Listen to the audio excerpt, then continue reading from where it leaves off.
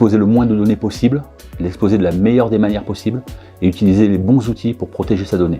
Donc utiliser à un moment du firewalling, utiliser des SIEM pour auditer et vérifier qu'on est conforme à sa sécurité, donner le moins d'accès possible, mettre en place du multifactor authentication par exemple, de l'authentification forte pour gérer ses accréditations et ses droits. C'est de la responsabilité de chacun de savoir à quel endroit on va mettre son curseur de sécurité.